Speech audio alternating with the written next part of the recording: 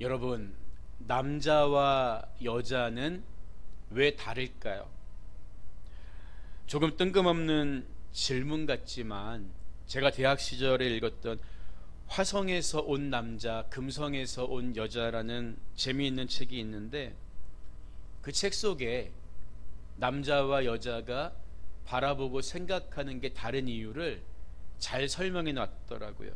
이 책은 존 그레이라고 하는 박사가 30년 동안 인간관계를 연구하고 상담하고 난 후에 쓴 책이죠.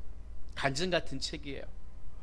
사람들이 첫눈에 반해서 결혼했는데 정작 결혼한 후에는 남편과 아내가 좀처럼 하나가 되지 못하죠.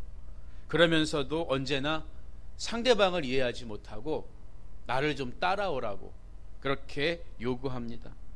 그런데 여자는 여자고 남자는 남자이기 때문에 그게 잘 안 되는 거예요. 생각하는 구조가 다르기 때문에 하나가 되지 못한다는 거죠. 그러면 어떻게 해야 합니까? 그 책에서 내리는 결론은 간단해요. 두 사람이 같은 방향을 바라보라는 것입니다. 한 마음이 되는 건 두 사람이 서로 사랑만 한다고 해서 되는 게 아니라는 거죠. I love you, you love me. 하루 종일 이렇게 이야기해도 마음은 하나가 잘 안 된다는 거예요. 하나 되는 길은 오직 하나. 두 사람이 같은 방향을 보고 같은 목적으로 살아야 한다. 오래전에 읽은 책이지만 이 책에서 말하려고 하는 것이 우리 신앙에도 중요한 질문을 던져준다고 할 수 있어요. 왜 내 마음이 주님의 마음과 같아지지 못할 때가 많을까요? 우리는 아무리 노력해도 주님의 뜻과 주님의 계획을 다 알 수 없기 때문인지 몰라요. 그래서 우리가 할 수 있는 최선의 길, 주님과 한 마음을 가질 수 있는 최선의 길은 어쩌면 주님이 바라보시는 곳을 우리도 함께 바라보는 것입니다. 예수님이 아파하시고 예수님이 기뻐하시는 것을 함께 아파하고 함께 기뻐하는 거예요. 그때 우리는 주님과 같은 마음을 품을 수가 있는 거예요. 그리고 그게 바로 주님을 따르는 제자들의 삶인 거죠. 오늘 읽은 말씀은 예수님이 12제자를 부른 이야기가 기록되어 있습니다. 예수님은 언제 12명의 제자를 확정지으신 걸까요? 먼저 오늘 본문의 배경과 흐름을 우리가 조금 살펴볼 필요가 있는데요. 네 권의 복음서를 보면 예수님의 행적에 대해서 네 권이 똑같은 시간의 순서대로 기록하고 있지는 않습니다. 그래서 복음서를 서로 대조해 가면서 예수님이 언제 어디서 이 활동을 하셨는가 대조해 가면서 그 활동 무대를 우리가 짚어볼 필요가 있는 거죠. 예수님은 공생의 기간 동안 총 4번 정도 사역의 큰 무대를 옮겨가시면서 활동하셨는데 주 무대는 성전이 있는 남쪽의 예루살렘 일대 그리고 북쪽의 갈릴리 일대였습니다. 예수님은 3년 반의 공생의 기간 동안에 이 북쪽과 남쪽을 오고 가시면서 활동하신 거예요. 먼저 요단강에서 세례를 받으시고 40일 금식 기도를 하신 후에 갈릴리 지역에서 6개월 정도 활동하시는데요. 이때 베드로와 요한, 야고보와 안드레를 제자로 부르십니다. 그 후에 첫 번째 맞이하신 이 공생의 기간 중에 첫 번째 맞이하신 6월절부터 예루살렘을 중심으로 한 유대 지역에서 8개월 정도 활동하시는데 이때의 사역이 요한복음에만 자세하게 기록되어 있어요. 그래서 요한복음에 나오는 1차 성전 정화 사건과 한밤중에 예수님을 찾아온 니고데모와의 대화도 예수님이 유대 지역에서 사역하실 때 일어난 사건입니다. 말씀드린 것처럼 마태나 마가, 누가 세 권의 공간 복음에는 이 사역의 이야기가 생략되어 있습니다. 그리고 요한복음 4장에 나오는 것처럼 다시 갈릴리로 올라가시면서 수가성에 있는 우물가 여인을 만나 주시고 갈릴리에 들어가셔서 1년 10개월 정도, 구분하자면 2차 갈릴리 사역을 시작하게 되시는데요. 우리가 마태복음 5장의 산상수훈부터 지난 시간까지 살펴본 내용, 혈루증 앓던 여인을 고쳐주시기도 하고 중풍병자를 고치시고 야이로의 딸을 살려주시고 마태를 부르시고, 이 내용들이 모두 다 이 기간 동안에 일어난 사건이라고 이해하시면 됩니다. 그리고 마지막으로 다시 십자가를 지시기 전에 예루살렘과 유대 지역으로 가셔서 6개월 동안의 공생애를 마무리하시죠. 그래서 1차 갈릴리, 유대, 2차 갈릴리, 다시 유대, 이렇게 4번의 사역으로 우리가 나누어서 이해하면 되는 거예요. 오늘 우리가 읽은 마태복음 9장 36절부터 38절까지는 이러한 예수님의 2차 갈릴리 사역을 총정리하는 그런 구절에 해당하는데요. 이 내용이 10장에 나오는 12제자를 부르신 이야기와도 연결되어 있다. 우리가 마태복음 9장과 10장의 내용을 이렇게 정리하고 이해하면 이해하기가 쉽습니다. 먼저 본문 36절은 무리를 보시고 불쌍히 여기시니 이는 그들이 목자 없는 양과 같이 고생하며 기진함이라, 이렇게 말씀하세요. 예수님이 이 땅에 오셔서 사람들을 보시면서 가지신 마음이 불쌍히 여긴 마음이었다는 거예요. 불쌍히 여긴 마음. 예전 개역 성경에는 민망히 여기셨다, 민망히 여기셨다, 이렇게 기록되어 있었는데, 이것은 마치 창자가 끊어지는 것 같은 아픔과 슬픔을 가리키는 표현이지요. 예수님이 사람을 보시면서 너무 불쌍하다, 너무 내 마음이 아프다, 이렇게 여기신 이유가 뭐라는 거예요? 그들이 목자 없는 양같이 고생하며 기진함 때문이었다는 거예요.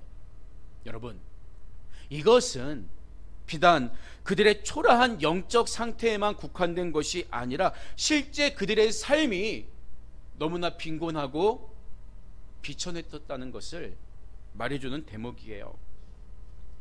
그 당시 유다 서민들의 삶의 실상은 참으로 참담했다고 합니다. 로마 제국의 각종 세금을 뜯겨야 했죠. 또 유대의 종교 지도자들도 백성들로부터 종교적 명분으로 돈을 뜯어내는데 혈안이 되어 있었다는 거예요. 백성들을 통치하는 분봉왕 헤롯 가문은 사치와 방탕으로 백성들을 돌보는 정치를 하는 데에는 아예 관심이 없었습니다. 그래서 각양 병자들과 거지들이 넘쳐나는 비참한 사회가 된 거예요. 그래서 예수님은 유리 걸식하는 백성들을 마치 목자 없는 양과 같다, 목자 없는 양과 같다, 이렇게 표현하신 거죠. 그 당시 목자들은 가축을 자기 가족을 사랑하는 것 같이 매우 아끼고 사랑했다고 해요. 왜냐하면 목축으로 살아가는 목자들에게는 가축이 곧 자기 생명의 기반과 같았기 때문이었죠. 그래서 어린 양과 염소들을 자기 처소에서 재우는 예도 많았고, 우리가 잘 아는 다윗 또한 목숨을 걸고 사나운 맹수로부터 양과 염소들을 지켜내지 않았습니까? 그래서 목자들은 자기는 땡볕에서 힘들어해도 자기 가축들은 그늘이 있는 곳에서 쉬게 할 정도로 아꼈다는 거예요. 예수님은 바로 목자의 시선으로 사람들을 바라봤기 때문에 그 불쌍하고 긍휼히 여기는 마음을 가지셨던 거죠. 우리가 주님과 같은 마음을 가지려면 우리도 똑같은 곳을 바라보고 똑같은 것을 우리 마음에 느낄 수가 있어야 한다는 거예요. 여러분, 그런데 이런 불쌍한 백성들을 바라보시는 예수님의 해법이 무엇이었을까요? 본문 37절과 38절을 보면요, 이에 제자들에게 이르시되 추수할 것은 많되 일꾼이 적으니 그러므로 추수하는 주인에게 청하여 추수할 일꾼들을 보내주소서 하라 하시니라. 여러분, 우리 그리스도인들도 세상과 역사를 바라보는 바른 눈이 있어야 해요. 현실을 외면하거나 현실의 아픔을 보면서 눈을 질끈 감아버리면 안 됩니다. 사회에 그늘지고 어려운 곳에 있는 약자들을 외면하면 안 돼요. 역사에 대한 바른 인식이 합당한 해법도 도출할 수가 있기 때문이죠.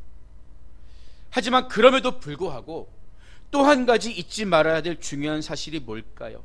예수님의 방법은 세상의 방법과는 달랐다는 점입니다. 예수님의 방법은 야, 이렇게 가난한 사람들이 많아? 이렇게 소외된 사람들이 많아? 이렇게 불쌍한 사람들이 많아? 그들 가운데 우리가 생각하듯이 정치 개혁이나 사회 계몽 운동이 아니었다는 거예요. 어떤 혁명이 아니었다는 거예요. 예수님은 뭐라고 얘기하십니까? 그 불쌍한 백성들을 바라보시면서 그 불쌍한 백성들을 위해서 추수할 일꾼들을 보내달라고 하나님께 기도하라. 이것은 불의한 사회를 우리가 내버려둬도 된다는 의미가 아니라 가장 먼저 해야 될 우선순위는 하나님께 추수할 일꾼들을 보내달라고 기도하는 것이다. 이것을 우리가 본문에서 깨달아야 하는 거예요. 왜 그럴까요? 가장 불행한 인생은, 주님이 보실 때 가장 불쌍한 인생은 어떤 인생입니까? 영혼의 때를 준비하지 못하고 육신의 때의 것만 바라보다가 끝나는 인생이기 때문이에요. 그래서 예수님은 우리 영혼의 때는 물론 육신의 때를 부요하게 할 수 있는 구원의 소식, 우리를 복되게 하는 천국의 소식을 전하는 일꾼들을 많이 보내달라고, 그런 일꾼들이 넘쳐나야 그들이 목자 없는 양처럼 방황하지 않을 수 있다. 주님은 이렇게 말씀하신 거예요. 비록 이 땅에서 많은 것을 누리지 못할지라도 영혼의 때에 부요한 천국 백성으로 살아갈 수 있다면 성공한 인생입니다. 그러나 아무리 세상에서 다 누리고 떵떵거리면서 살아도 영혼의 때에 영원한 지옥불에 떨어지면 가장 불행한 인생이 되고 마는 거지요. 우리는 우리를 바라보시는 예수님의 그 심정을 알고 육신의 때에 부지런히 복음을 실어 나르는 주님의 손과 발이 되어야 하는 것입니다. 그래서 이런 해법을 내놓으신 예수님께서 이어지는 마태복음 10장을 보면 12명의 제자를 부르신 이야기가 기록되어 있는 거예요. 마태복음 10장 1절은 예수께서 그의 12제자를 부르사 더러운 귀신을 쫓아내며 모든 병과 모든 약한 것을 고치는 권능을 주시니라, 이렇게 이야기하고 있습니다. 물론 말씀드렸던 것처럼 베드로나 안드레, 야고보와 요한은 1차 갈릴리 사역 중에 부르셨고요, 마태도 2차 갈릴리 사역 중간에 이미 부르신 제자들이지만 여기서 부르셨다는 것은 처음 불렀다는 의미가 아니라 최종적으로 선택된 12제자가 누구냐, 이거를 밝히는 의미에서 12명을 부르셨다, 이렇게 표현하고 있는 것 뿐이죠. 여기서 우리가 주목해야 하는 것은 부르사라는 단어예요. 부르사, 컬링입니다. 우리가 주님의 일을 할 때 제일 먼저 확인하고 살펴봐야 하는 게 뭘까요? 그것은 바로 부르심이에요. 부르심. 그래서 신학교에 들어가서 주님의 일을 하려는 학생들이나 또 교회 안에서 직분을 맡기기 전에 가장 먼저 확인하게 되는 게 뭡니까? 부르심이죠. 주님이 나를 부르셔서 이 일을 맡기기 원하시는가? 소명입니다. 우리는 단순한 내 열심이나 동기와 목적이 아니라 나를 부르신 분의 권위를 믿고 그 일을 할 때 그 일을 감당할 수 있기 때문이에요. 먼저 나를 부르셨다는 확신이 있어야 비로소 우리는 주님의 일을 한다고 말할 수가 있는 거예요. 그래서 목사인 저도 강단에 서서 무엇을 말할까 이전에 무엇을 먼저 확인할까요? 하나님이 여전히 나를 주님의 스피커로 쓰기 원하시는가? 내가 그 쓰임받기에 합당한 사람인가? 그것부터 확인하는 거예요.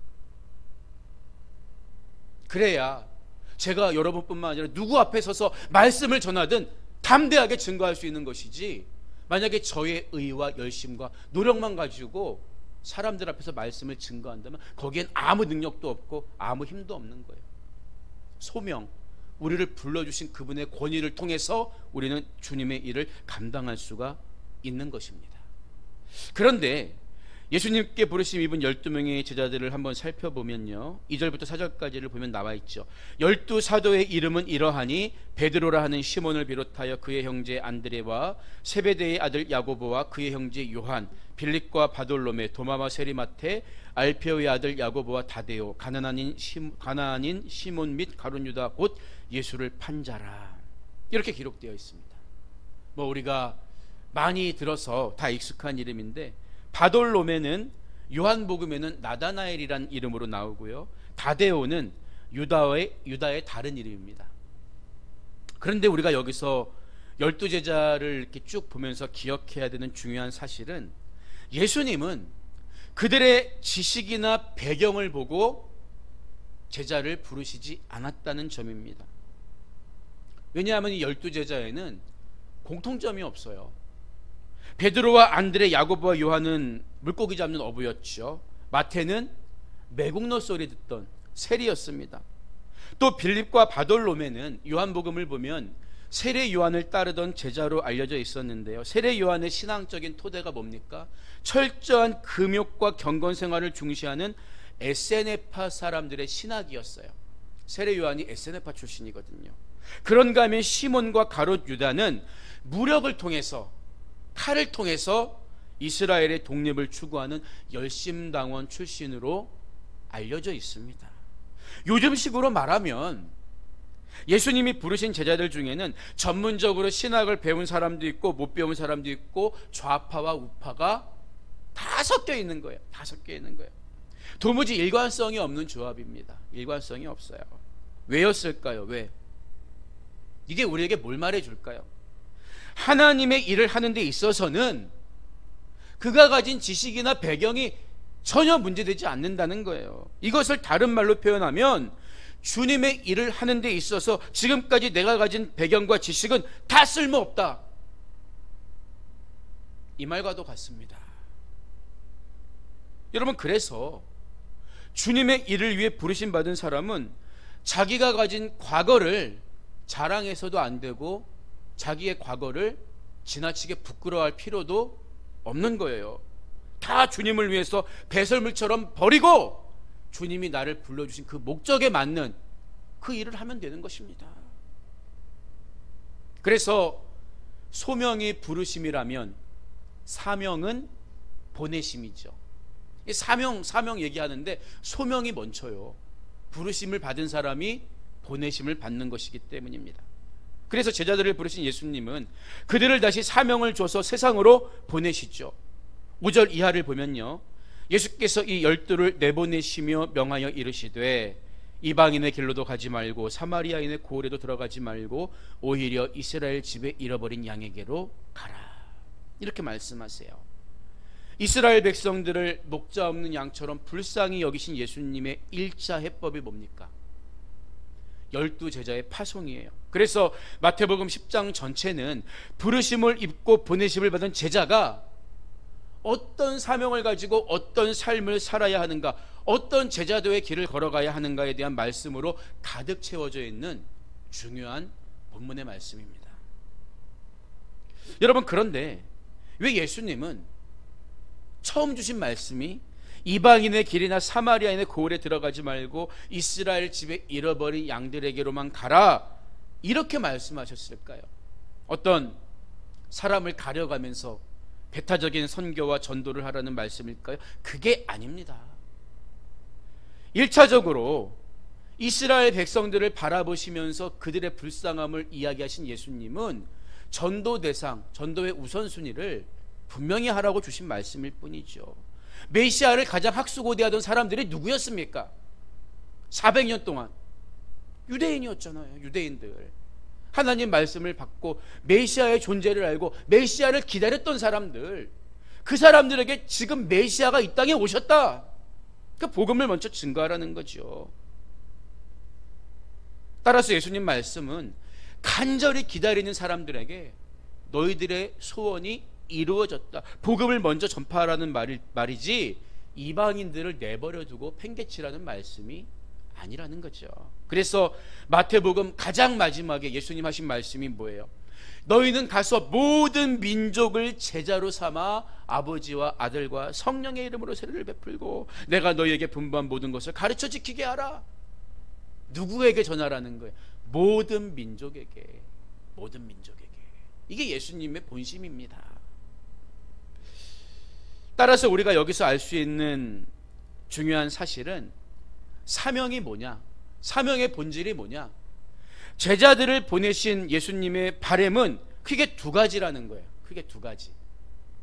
제자의 사명입니다. 모든 사람들에게 해당하는 거예요. 첫 번째는 증거하는 것입니다. 그리고 두 번째는 증명하는 것입니다.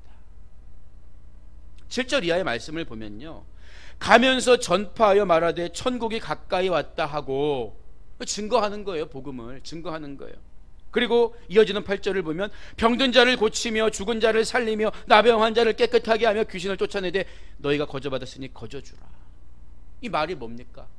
증거한 그 하나님 나라가 이 땅에 도래했다는 것을 증명하라는 거예요. 증명.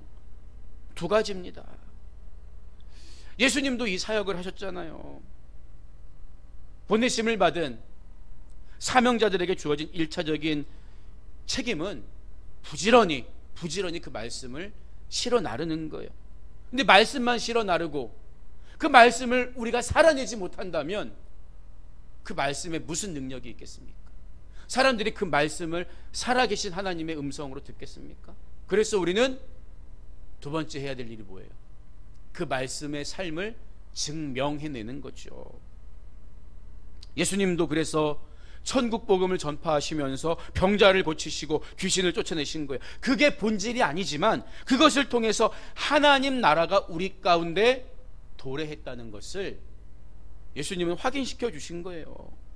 이처럼 보내심을 받은 사람, 사명자, 제자들에게 주어지는 삶의 책임은 그 말씀을 증거하고 증명해야 할 그 책임이 있다는 거죠. 말로만 사랑하라고 하고 사랑 없는 삶을 살면 안 되는 거예요. 말로만 하나님 시퍼렇게 살아계시다 하고 병든 사람이 있는데 기도도 못 해주면 안 되는 거예요. 제가 기도했는데 안 나면 어떡해요? 아니 그걸 왜 내가 걱정합니까? 하나님이 하실 일인데 믿음으로 하는 거예요. 병든 자에게 손을 얹은 즉 나으리라. 하나님이 일하시는 거예요. 하나님이 증명해내는 삶을 사는 것입니다. 내가 하려고 하면요 안 돼요. 안 돼. 내가 하려고 하면 당연히 부담스럽고 어려운 일이에요. 그러나 우리 안에 계신 성령님이 생각나게 하시고 가르치게 하시고 우리가 할 수 없었던 것을 하게 하시기 때문에 그 말씀 의지해서 하나님 살아계심을 증명하는 삶을 사는 거예요. 그게 우리에게 예수님이 요구하시는 사명자의 모습이라는 거예요.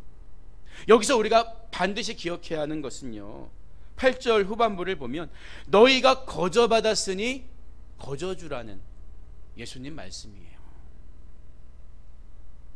간혹 사역자들 중에는 내가 이만큼 수고하고 내가 이만큼 은혜를 끼쳤으니까 다른 사람들에게 대접받는 것을 당연하게 여기는 분들이 있어요. 그래야 성도가 복을 받는다는 게 그분들 단골 멘트지요. 여러분 그런데 생각해 보세요. 부모가 자녀에게 내가 너희를 이 시간까지 먹이고 키워줬으니까 너는 내게 효도해야 된다, 맨날 이렇게 얘기한다고 생각해 보세요. 그게 자연스러운 일일까요? 그렇지가 않아요. 부모는 부모로서 가져야 될 입장과 태도가 있고 자녀는 자녀로서 가져야 될 입장과 태도가 있는 것입니다. 효도하는 것은 자녀에게 필요한 윤리이고 조건 없이 사랑하고 베푸는 것은 부모의 도리겠죠. 마찬가지라는 거예요. 받은 은혜에 감사하는 것은 은혜를 받은 사람, 성도들이 해야 할 선택일 수 있겠지만 주님의 은혜를 실어 나르는 사명자들에게는 거저 받았으니까 나도 거저 준다, 이 마음이 필요하다는 거예요. 그래야 주님의 일을 제한 없이 감당할 수 있는 것입니다. 만일 하나님 살아계심을 증명했다고 해서 매번 그에 대한 대가를 요구한다면 이것은 주님과 같은 마음도 아니고 주님과 같은 곳을 바라보는 것도 아니에요. 구원도 은사도 거저받았듯이 남에게 거저 베푸는 것이 사명자가 가져야 될 기본 태도입니다. 바로 이것이 예수님과 같은 곳을 바라보고 예수님과 한 마음을 품는 제자의 모습이라는 거죠. 오늘 말씀을 마무리합니다. 복음 전도자 무디 목사님에게 어떤 사람이 찾아와서 묻지요. 목사님, 저는 목사님 말씀을 듣다가 진정으로 회개했습니다. 그러니 이제는 이 세상을 온전히 버리지 않으면 안 되겠지요? 그러자 물끄러미 바라보던 무디 목사님이 말합니다.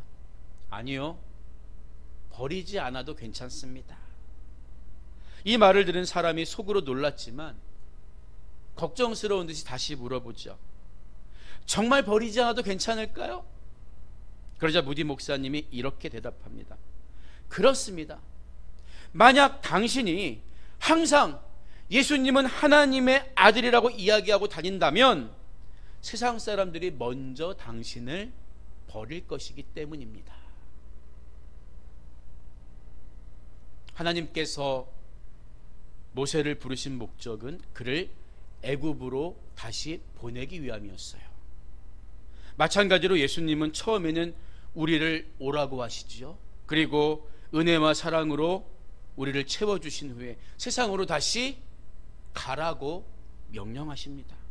그래서 주님의 일을 하려는 사람은 세상을 등질 게 아니라 세상으로 들어가야 합니다. 그런데 간혹 세상으로 들어가지 않고 세상으로 돌아가는 사람들이 있어요. 하지만 세상으로 들어가는 것과 세상으로 돌아가는 것은 다릅니다. 주님과 같은 곳을 바라보고 주님과 한 마음을 품어야 우리는 세상으로 돌아가지 않을 수가 있는 거예요.